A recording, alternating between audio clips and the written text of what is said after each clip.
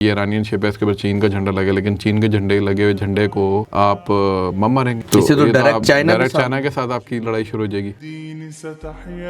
Talks already हो रही हैं। ईरानियन एम्बेसडर है, उन्होंने ट्वीट किया है, उन्होंने एक वर्ड यूज़ किया है कि Islamabad talks is a process. Definitely US ये चाहेगा कि वो जब इस रीजन के अंदर आए, यानी उसका प्रेसिडेंट इस रीजन के अंदर आए, तो वो इधर एक power to be reckon with के तौर पे आए, यानी जिसकी ताकत, कुव्वत, रोब, दबदबा जिसका होता है, उस हैसियत के साथ वो यहाँ पर आए।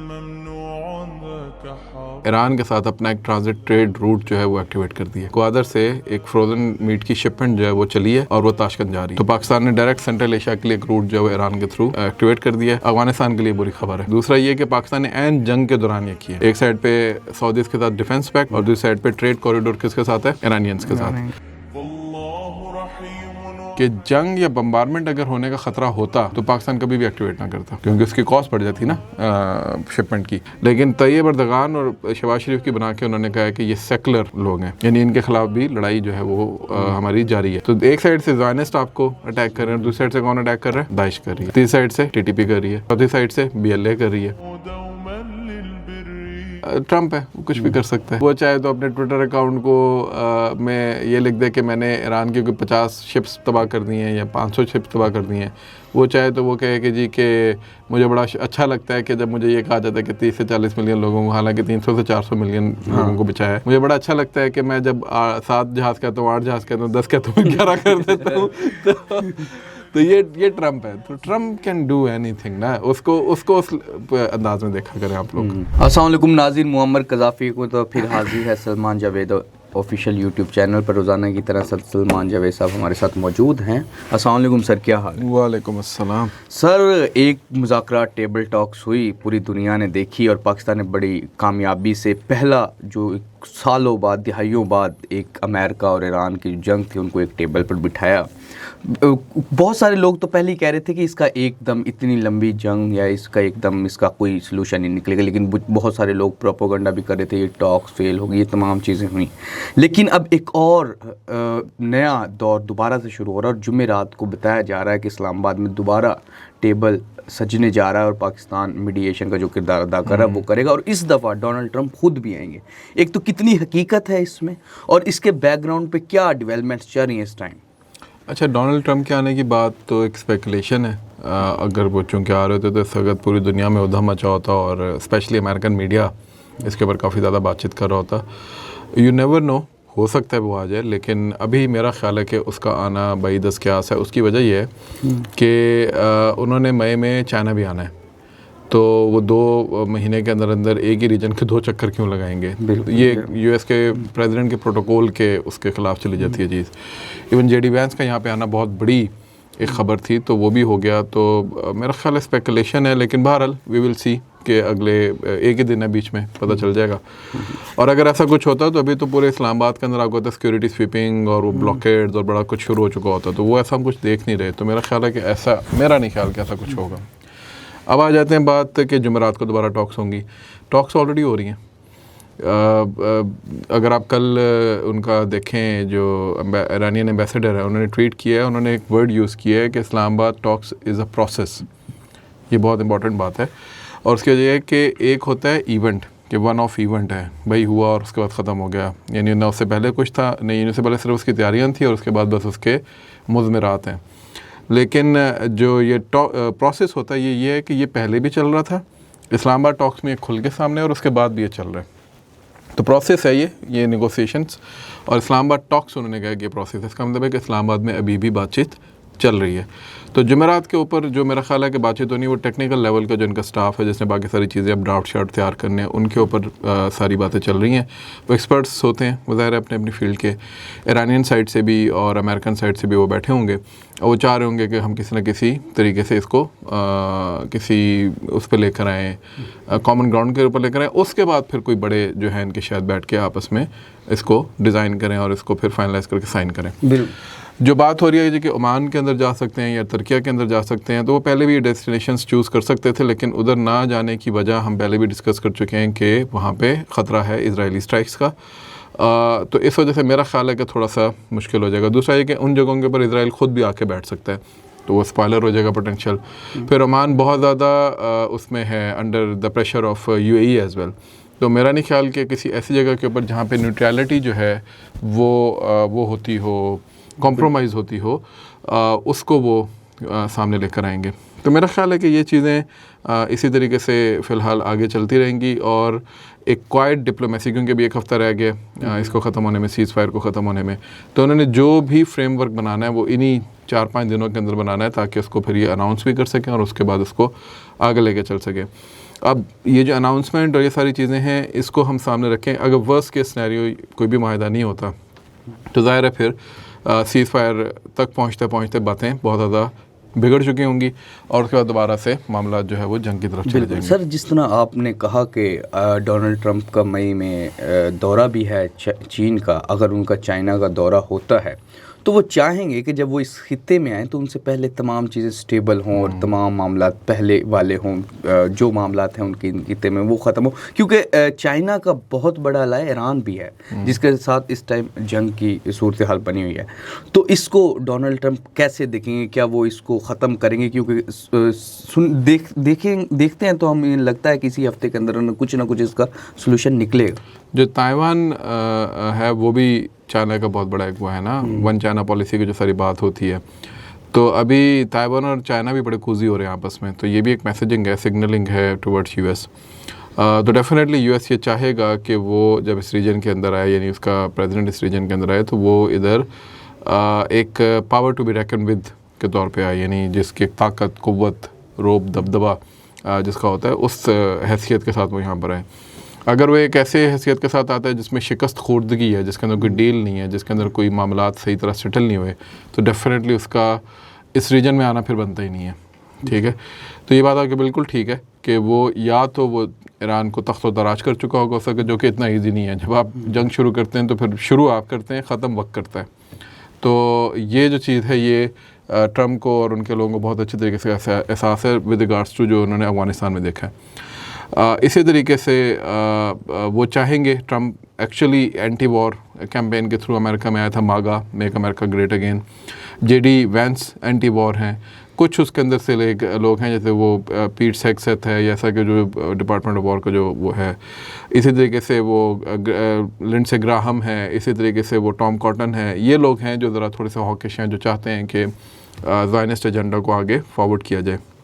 लेकिन ट्रम्प बताते ख़ुद उससे अगेन देखें इख्तलाफात उससे अपनी जगह, उसकी बड़बोलियाँ अपनी जगह, उसकी बातचीत अपनी जगह, but he is potentially someone who is actually looking for a business deal. वो कोई बिज़नेस डील चाहता है, तो बिज़नेस डील जैसे उसको मिलेगी, स्ट्राइक करेगी, वो डील कर लेगा, तो वो दुनिया की परवाह नहीं करेगा फिर। और JD वैंस भी यही चाहता है, उसका प्रेसिडेंशियल मिड टर्म इलेक्शंस आगे आ रहे हैं और बहुत सारी चीज़ें आ रही हैं, तो वो वाई वुड दे वांट कि कोई ऐसी डील करे जिसके अंदर उनका पॉलिटिकल कैपिटल भी ख़राब हो और जंग में वैसे फंस जाएंगे वो उनको जाके कॉस्ट करे आगे जाके इलेक्शंस में।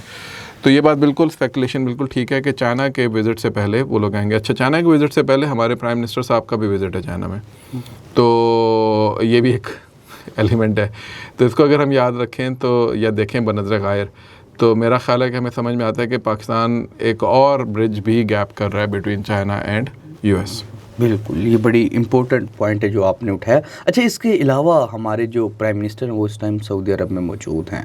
इस टाइम सऊदी अरब में जाना उनका कितना इम्पोर्टेंट है इस तमाम मामलात? बहुत इम्पोर्टेंट है। अगर इसके साथ मैं आपको एक और ख़बर दूँगा तो पाकिस्तान ने एक और हरकत की है, और वो ये किया है कि पाकिस्तान ने कल ईरान के साथ अपना एक ट्रांजिट ट्रेड रूट जो है वो एक्टिवेट कर दिया, और ग्वादर से एक फ्रोज़न मीट की शिपमेंट जो है वो चली है और वो ताशकंद जा रही है। तो पाकिस्तान ने डायरेक्ट सेंट्रल एशिया के लिए एक रूट जो है वो ईरान के थ्रू एक्टिवेट कर दिया है। अफ़गानिस्तान के लिए बुरी खबर है। ठीक है, तो एक तो ये चीज़। दूसरा ये कि पाकिस्तान ने ऐन जंग के दौरान ये किया, सीज़ फायर है ना, एक साइड पे सऊदीज़ के साथ डिफेंस पैक्ट और दूसरी साइड पे ट्रेड कॉरिडोर किसके साथ है, ईरानियंस के साथ। तो अभी ईरान के ऊपर सैंक्शंस भी हैं, स्ट्रेट ऑफ हुर्मुज़ का ब्लॉकेड भी है, लेकिन लैंड रूट पे पाकिस्तान साहब क्या कर रहे हैं, ग्वादर से ट्रेड कर रहे हैं। तो ये पाकिस्तान की आप इसको चालाकियाँ कहें या पाकिस्तान की लक कहें ज्योग्राफी की, या आप कुछ भी कह लें। ऑब्वियसली ट्रेड रूट ये तो नहीं कि उन्होंने कोई 2 दिन पहले डिस्कस किया होगा और अभी आज खोल लिया होगा, ये महीनों से बातचीत चल रही होगी। लेकिन एन जिस दिन जेडी वेंस गए उससे 48 घंटे के अंदर अंदर आपने वो ट्रेड रूट एक्टिवेट कर दिया। सो दिस शोज़ कि जंग या बम्बारमेंट अगर होने का ख़तरा होता तो पाकिस्तान कभी भी एक्टिवेट ना करता, क्योंकि उसकी कॉस्ट बढ़ जाती ना शिपमेंट की। तो इसका मतलब है कहीं ना कहीं ये इंडिकेटर है कि आगे बम्बारमेंट जो है वो शायद अभी नहीं होगी। वर्स्ट केस सिनेरियो अगर होगा तो अलग बात है, लेकिन फ़िलहाल नहीं होगी। नंबर 1। नंबर 2, पाकिस्तान के इकोनॉमिक जोन से अगर ये चीज़ एक्टिवेट हो जाती है और गवादर एक्टिवेट हो जाता है और ट्रांजिट रूट ईरान बन जाता है, तो स्ट्रेट ऑफ हुर्मुज़ जो इस वक्त ब्लॉक है, जहाँ कराची पोर्ट एक्टिवेट हो गई उसके वजह से, वहाँ गवादर भी, उसको भी एक नई ज़िंदगी मिल सकती है। तो एक ब्लॉकेट की वजह से हमें थोड़ा सा फ़ायदा भी होगा, लेकिन साथ ही साथ हमने एक अल्टरनेटिव ऑप्शन भी दे दिया है ईरानियंस को भी, सऊदीज़ को भी और पूरे रीजन को भी। बिल्कुल। अच्छा सर, इवन चाइनीज़ को भी। बिल्कुल सर, इसमें एक और बल्कि सेंट्रल एशियंस को भी। बिल्कुल। अच्छा सर, जो इसमें आपने एक पॉइंट उठाया कि हमने ट्रेड ईरान के थ्रू जो करना शुरू की है, जहां बहुत सारे लोग कह रहे थे कि हमने सऊदीया के साथ हमारे बड़े करीबी सफारती ताल्लुकात है, फिर वो हैं भी, और उसके साथ फिर हमने फ़ौज भी भेजी। दूसरी जानिब हमने ईरान को भी दिखाया कि मतलब कि जो यहाँ की ऑडियंस है वो समझती है कि शायद हम सऊदी के ज़्यादा करीब हैं, ईरान को हम कुछ समझते नहीं हैं। उनके लिए एक बड़ा इंपॉर्टेंट पॉइंट है कि ईरान के थ्रू भी हमारी ये चीज़, ये उन लोगों के लिए ज़्यादा इंपॉर्टेंट पॉइंट है जिन्होंने ईरान के पीछे हमें आग लगाने की कोशिश की थी। मैं बड़ा खुल के कहूँगा, वो जो कल्ट है ना यहाँ पे, ईरान से ज़्यादा ईरान का वफादार, उनके लिए बुरी खबर है। बिल्कुल ठीक है। ओके, एक तो ईरानियंस यहाँ पर आए, दूसरा ईरानियंस को वापस छोड़ कर आए, तीसरा हमने बातचीत कराई, चौथा ईरानियंस हमारे मशकूर हैं, पांचवा हमारी उनके साथ एक ट्रेड भी चल रही है, और छठा सऊदी अरब के साथ भी हमारे ताल्लुकात अच्छे हैं। और इसमें सिर्फ पाकिस्तान का दुश्मन जो उभर के सामने है वो ज़ायनिस्ट या उनके एलाए हैं। ठीक है। तो जो भी पाकिस्तान का दुश्मन है वो समझ ले कि पाकिस्तान का दुश्मन बड़ा वाज़ेह हो गया। एक तो इंडिया था, दूसरा ज़ायनिस्ट। जितने एंटी ज़ायनिस्ट ब्लॉक के लोग हैं वैसे को पाकिस्तान के साथ खुश हैं। ठीक है ना। अगर पाकिस्तान ज़ायनिस्ट ब्लॉक का हिस्सा होता तो इस वक्त पाकिस्तान यूएई के साथ खड़ा होता। हाँ बिल्कुल। ठीक है। $3 बिलियन का हमने नुकसान करा लिया है, लेकिन हमने क्या किया, ज़ायनिस्ट ब्लॉक का हिस्सा बनना पसंद नहीं किया। तो ये बड़ा मैसेज है उन लोगों के लिए जिन्होंने पाकिस्तान को यहूदियों का एजेंट और पता नहीं अमेरिका का पिट्ठू और क्या कुछ नहीं कह दिया। ऐसे ही है। तो ये उनके मुंह पे तमाचा है बहुत बड़ा। बिल्कुल। अच्छा सर, हमने देखा कि ये जो बेंजामिन नेतन्याहू है, जो इजरायली वज़ीर आज़म हैं, उनका जो तैयब उर्दगान है उनके साथ बड़ा एक ट्वीट उन्होंने की कि कुर्दिश के हवाले से, जी। और उस पर तैयब उर्दगान ने उन्होंने कहा कि हम इन्वेड कर लेंगे। जवाब बड़ा भरपूर जवाब दिया। इसको कैसे देखते हैं कि जहाँ इजराइल ईरान में, वहाँ तुर्की के साथ भी वो, जहाँ वो तुर्की तो नेटो का हिस्सा भी है। बिल्कुल। और नेतन्याहू को बहुत ज़्यादा तकलीफ़ है। और अगर आपको याद हो तो जो फॉर्मर प्राइम मिनिस्टर है इज़राइल का, उसने यरूशलेम में खड़े होकर एक तकरीर की और उसमें सारे सामने जिसको बैठे थे वो अमेरिकन यूथ से, ये भी आज से कोई जंग से कोई 2 हफ्ते पहले की बात है, नहीं जैसे जंग शुरू हुई है ना उससे कोई 1-2 हफ्ते पहले की बात है।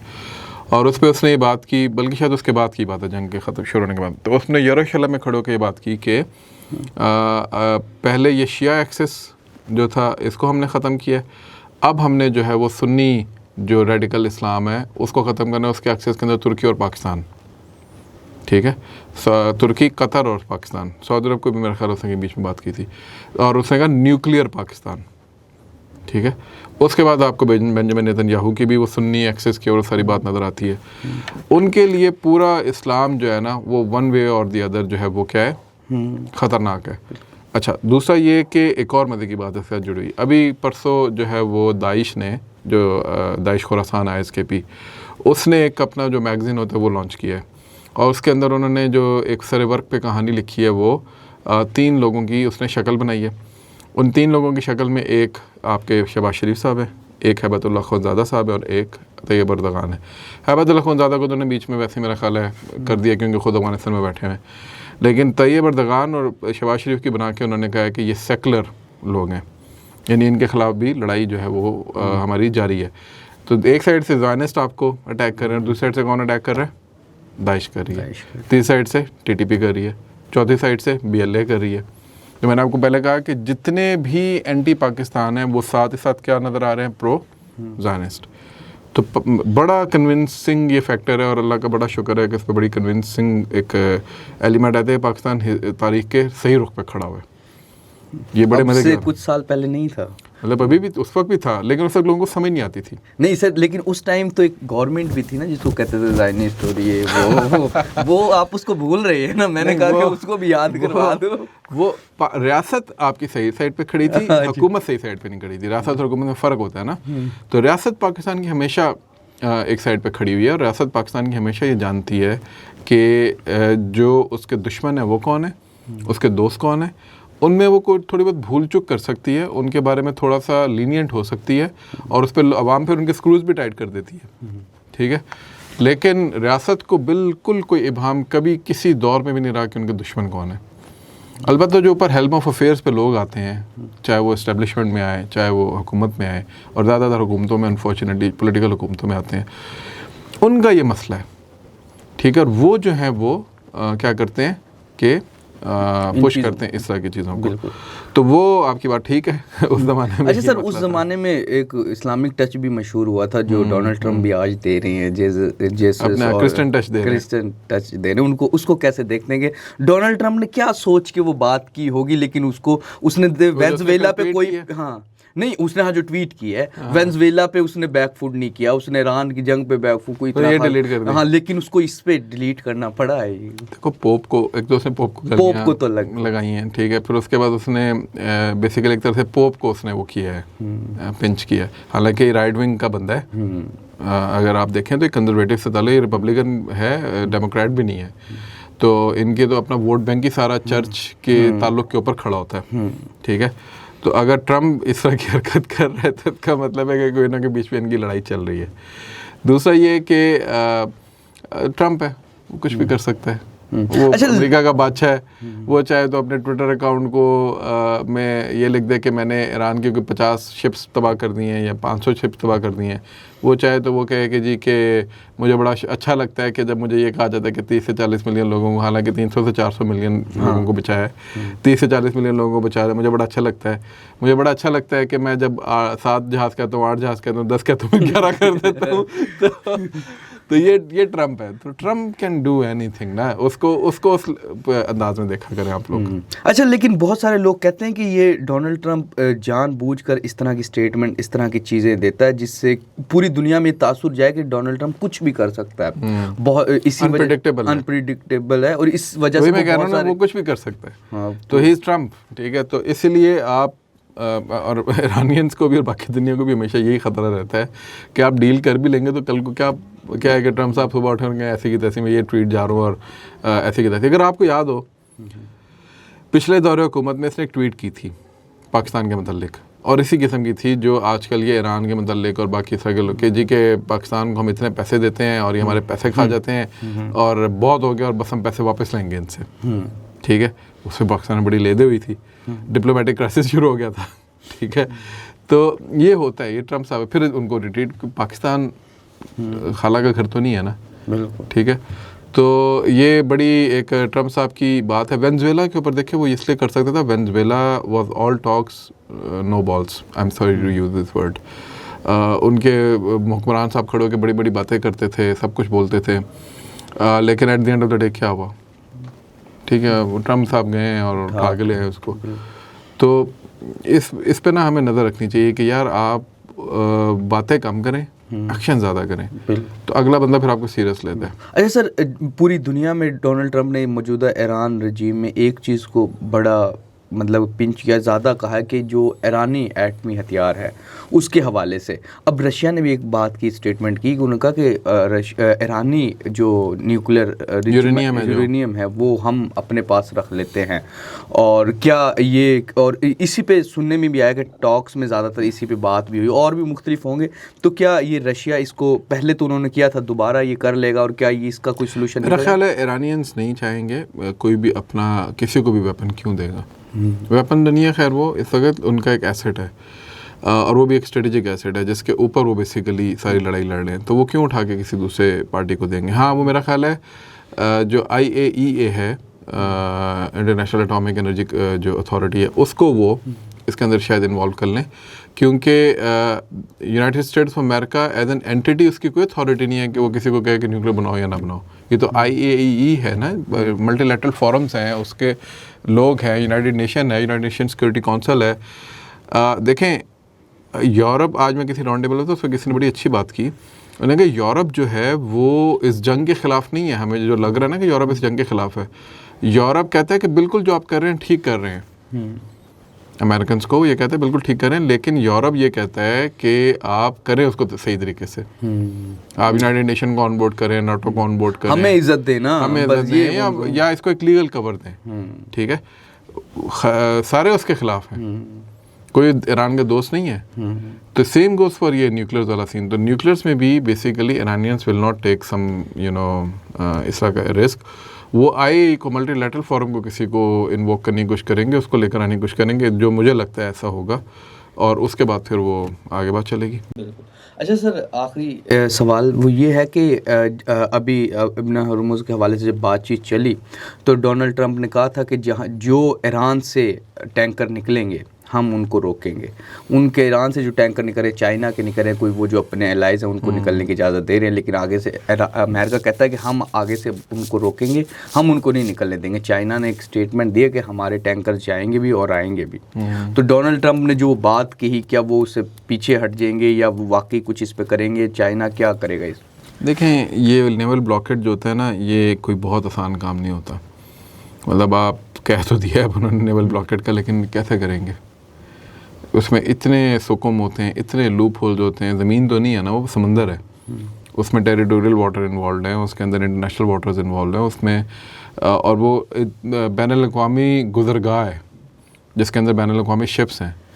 चले आपके पास इंटेलिजेंस होगी आपके जी की ये ईरानियन शिप है, इसके ऊपर चीन का झंडा लगे, लेकिन चीन के झंडे लगे हुए झंडे को आप मम मारेंगे, तो इससे तो डायरेक्ट चाइना के साथ आपकी लड़ाई शुरू हो जाएगी। ये भी आज हमें जिस राउंड टेबल में, तो उन्होंने बड़ी अच्छी बात करने कि ये नहीं, तो स्पिल ओवर इफेक्ट है ना, तो ये अमेरिकन को पता होगा। तो ये it's more of a posturing, ठीक है। और सिर्फ ये कि दुनिया को दिखाने के, देखे जी मैंने ब्लॉकेट किया और ये किया और वो किया, देखे मैं इस चीज़ के ऊपर आके, मैंने बार बार ये कह रहा हूँ, ये वो वाली पोस्चरिंग है जिसके अंदर वो दुनिया को दिखा रहे हैं कि हम दोनों अभी भी एक दूसरे से लड़ रहे हैं। At the end of the day जो मुझे लगता है, ये मेरी उम्मीद है, और मैं बार मैं पहले दिन से इस पर खड़ा हूँ कि इन्होंने आखिर में आके एक डील करके उठना है, और उसमें ये अपने अवाम को बेचने के लिए इनको कुछ ना कुछ चाहिए, दोनों साइडों पे। तो वो ये चीज़ कर और जिस दिन वो मिल जाएगा, ये टॉक्स कामयाब हो जाएंगी, और उससे बाद डोनाल्ड ट्रंप वैसे भी अब मज़ीद जंग नहीं चाहते इस खित्ते में ख़ास करके। जी, तो नाज़रीन, जिस तरह के इस्लामाबाद टॉक्स के हवाले से बातचीत चल रही है, जुमेरात को पॉसिबल है यहाँ पर मज़ीद डेवलपमेंट्स हों, वो भी हम आपके सामने रखेंगे। फ़िलहाल के लिए नाज़रीन, मुअम्मर क़ज़ाफ़ी को और सलमान जावेद को सलमान ऑफिशियल यूट्यूब चैनल से इजाज़त दीजिए। खुदा।